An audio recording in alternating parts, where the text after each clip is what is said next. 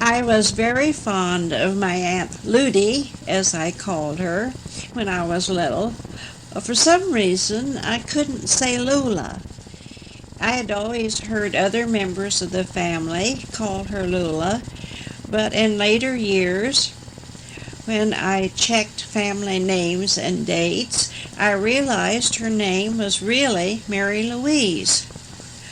She was born May 28, 1880, near Olathe, which is in Johnson County, Kansas, and died September 11, 1963, at her home in Hagerstown, Indiana.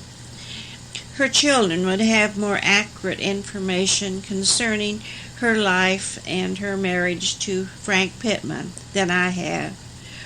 She had two brothers, Reuben Ratliff Macy and Ross Macy, who was my father. One reason I loved Aunt Ludy was because she had a big, soft, comfortable lap. My mother was quite slender. When my parents and I visited her and Uncle Frank, I looked forward to sitting on Aunt Ludy's lap. She was always kind and loving to me. She kept her sense of humor and was always cheerful in spite of her hard of hearing handicap. Her father, Joseph Macy, lost most of his hearing shortly after he married Julia Alma Hendricks. He had a serious illness. I'm not sure if it was measles or some other disease, but I think it was measles. My dad's hearing failed some in his later years, and I had to start wearing a hearing aid at age 70, and my daughter Julia has worn one since she was 41. The ear doctor told me my trouble was partly hereditary. I liked Uncle Frank a lot. He was a very pleasant person. It seems to me I remember he kept grains of corn in his pocket to chew on after he gave up chewing tobacco. I was an only child, so I always looked forward to visiting my first cousins, Ruth, Lawrence, and Ada Pitman, and having them visit us, because then I would have someone to play with. I think I played the most with Ada because there is only 1 year's difference in our ages. I can't remember the exact years that Aunt Lula and family lived in a big house at the end of a long lane north of Hagerstown. As a child, it seemed to me it was a long way from Fountain City to Aunt Lula's, and to take a long time to get to Aunt Ludy's house. Maybe we went by horse and buggy in early years, but I do remember going in our first touring car and wondering if we would make it up a certain big hill on the way. Well, it seemed big to me then, but now it looks small. Some years we would see Aunt Lula and her family at the annual Macy reunion, which was held in the yard of the Hopewell Friends meeting in Henry County. There was a schoolhouse next to the meeting house in early years, but it was torn down several years ago. It was the practice of the Quakers when they settled a community to build a school and meeting house side by side. Hopewell Meeting is still active, although there is no paid pastor. An unprogrammed worship hour is followed by an hour of discussion. When I visited there one day during the week 2 years ago, I found the outside of the building and the grounds in excellent condition, and was told the interior is kept up well also. I don't know how many years the Macy reunion was held there, but I know it was quite a long period of time. Long tables were set up in the yard for a pitch-in dinner at noon, and in the afternoon, after a short business meeting and program, we would enjoy ice cream. I remember one year we had the reunion in the old schoolhouse because of rain, and one year we met for the program in the meeting house. We had real good attendance until the older people began passing away. It was too bad the younger people did not keep the reunion going. Perhaps that became because times changed and too many attractions and events to take their interest and their time elsewhere. Aunt Lula was the oldest of the 3 children of Joseph Ratliff Macy and Julia Alma Hendricks Macy. Ross, the older of the 2 boys, was my father. Twin boys were born, but lived only a few hours. Reuben Ratliff was the youngest in the family. Julia Hendricks Macy named her first son Ross because that was her mother's maiden name. Julia's mother's name was Matilda Ross Hendricks. Her husband was William Hendricks.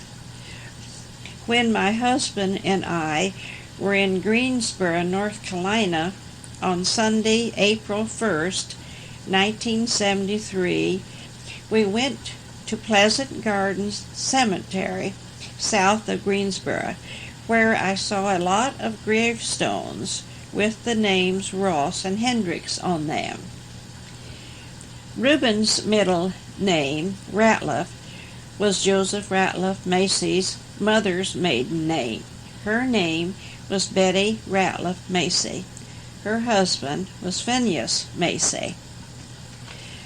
Ross, my dad, was born May 1st, 1886, near Strawn, Indiana, in Henry County, and died October 25th, 1962, in a nursing home in Muncie, Indiana.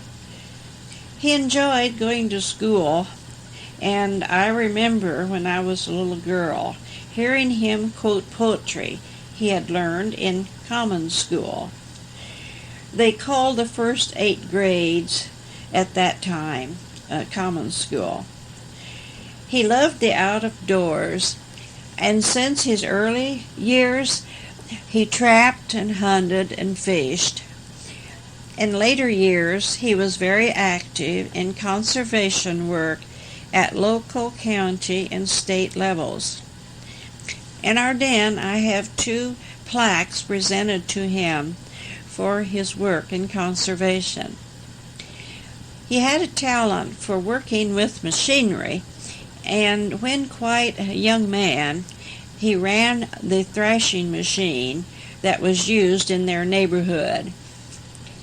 When he was 20 or 21 years old, he visited relatives on his mother's side in eastern Kansas, where he met his second cousin, Maud Elizabeth Donovan, who later became his wife.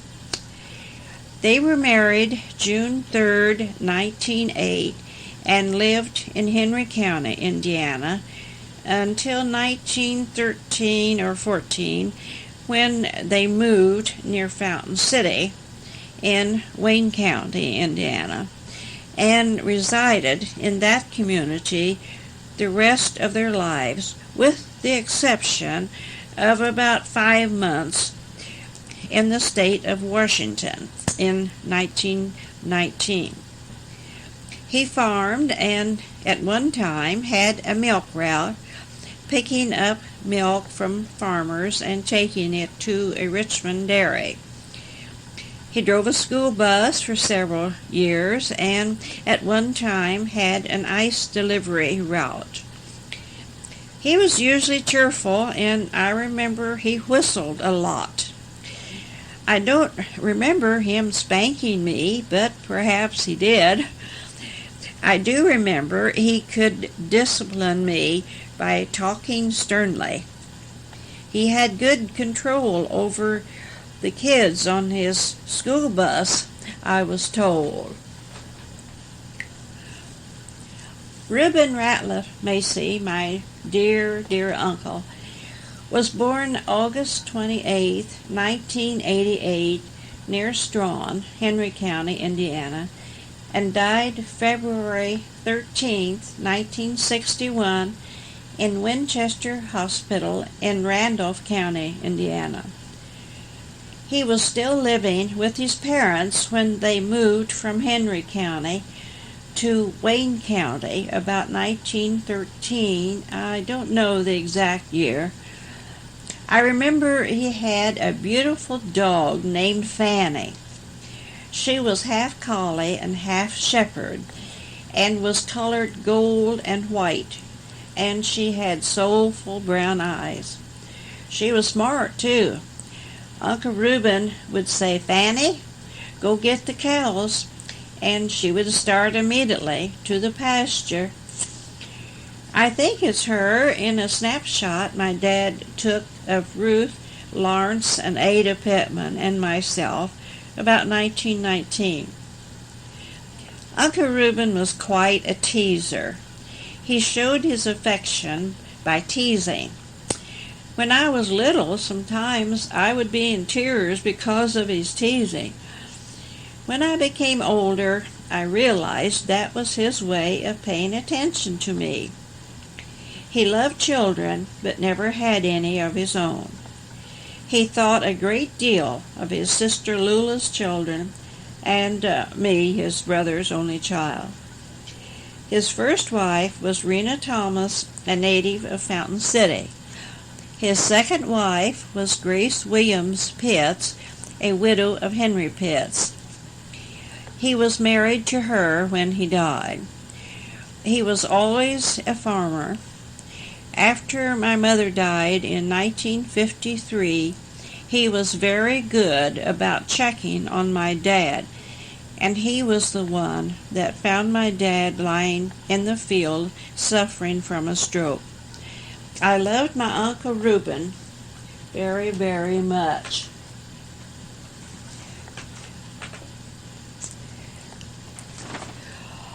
When I started to school in the first grade at age 6, 1916, I rode in a horse-drawn hack. Can't remember if we had any heat or not, but we surely did. My husband says he remembers his hack had a small coal-burning heater situated at the front.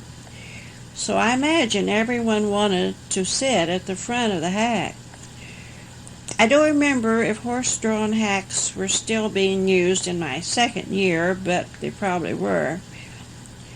It seems to me my dad bought our first touring car when I was in 3rd or 4th grade, which would have been 1918 or 19. We used isinglass curtains that we snapped on the sides of the car. One thing I remember about the winters when I was a little girl is the good times we had taking sleigh rides and sled rides. In memory, it seems we had longer winters and more snow than we have now, but perhaps that is because when one is young, time passes more slowly. In our neighborhood, we had what we call sled parties. One neighbor would hitch up a team of horses to a large box sled, fill the bottom with straw, and gather up some of the other neighbors and go to a designated home for a pitch-in supper or oyster soup and dessert. We would wrap up in blankets and put hot bricks to our feet and sing songs as we went our merry way. I remember I had a ring, silver looking, that had a little heart-shaped design on it. And I lost that ring one time in the straw on one of those parties, and of course I was very unhappy about that. One winter, I wish I knew what year, the snow was so deep my dad had difficulty shoveling a path to get to the barn to take care of the stock. We have a picture of me standing in the path, and the snow is almost up to my shoulders. I think I was 7 or 8 years old. One thing I didn't like about winter was the long underwear my mother made me wear. It was a struggle to fold over the stretched bottoms of the legs, then pull up my long black stockings so there wouldn't be any unsightly lumps showing. I remember we had rain barrels at the corners of the house to catch the rain running off the roof. We called it soft water compared to well water, and used it to wash our hair and to wash clothes if there was enough for both. It seems to me my mother always used Jap soap to shampoo her hair. And when I was old enough, it was my job on wash day to shave bars of Fell's naphtha soap to use for the laundry. Water was heated in a reservoir on the side of the kitchen range. Before we had electricity, Mother used a washboard, then later a contraption that had a cradle with slats. We rocked that back and forth by hand, and that rubbed the clothes. In the fall of 1918, when I was 8 years old, my parents decided to leave Indiana and move to the state of Washington, hoping the move would benefit my mother's health. So we sold all our belongings and headed west. We spent Thanksgiving with my grandmother Donovan in Gardner, Kansas. Before we could go on to Washington, my dad caught the flu, which was very prevalent at that time. Dad was quite ill, with infection settling in one lung, and the doctor advised us to go on to Washington and take him to a hospital on our arrival there. So I spent my 9th birthday, January the 4th, 1919, on a train between Kansas City, Kansas, and Spokane, Washington. We were on the same train 3 days and 3 nights. Although I was concerned about my dad, it was an exciting 3 days for me. The First World War had ended just a few weeks previous, and the long train was crowded with happy, boisterous soldiers, sailors, and Marines returning home. In fact, we were the only civilians in our car. The train made frequent stops, and at every stop the servicemen were showered with gifts of fruit, candy, and cookies by the local townspeople. They received much more than they could use, so because I was the only child in the car, they would pile package after package in my lap as they went down the aisle. I certainly received a lot of attention, which I enjoyed, of course. I remember a nice sailor who had a wristwatch with numerals that could be read in the dark. When he found out I admired it, he took it off and let me wear it all one night. I can remember yet lying in the train bunk, checking out the time several times during the night. At one stop, he took me off the train with him to look in the shop windows along the street.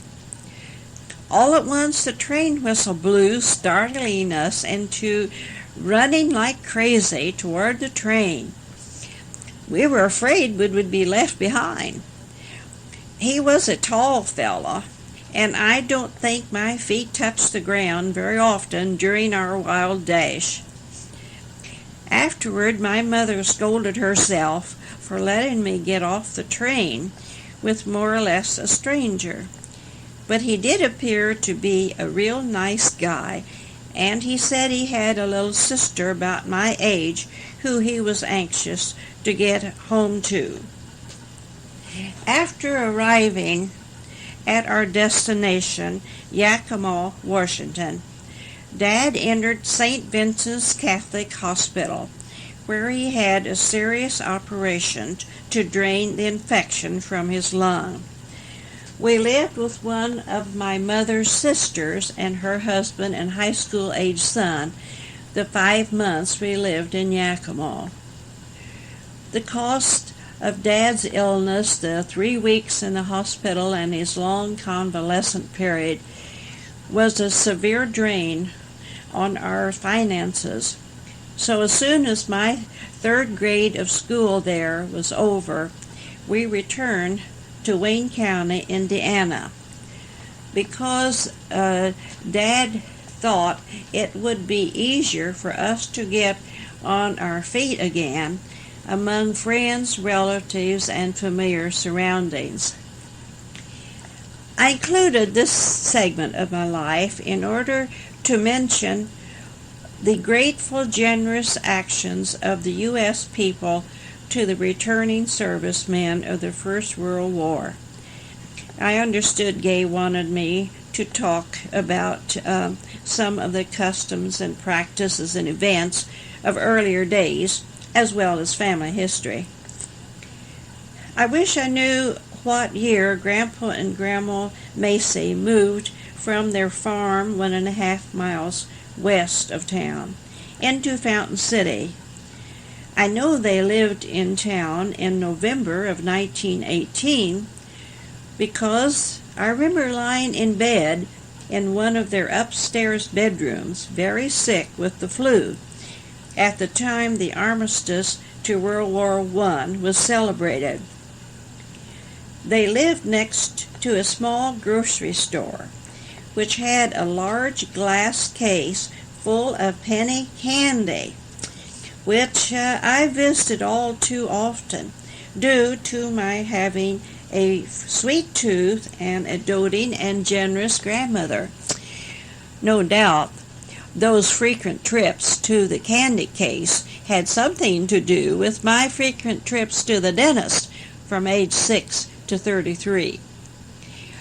I spent a lot of time at Grandpa and Grandma's house, especially when school was in session. It was my other home.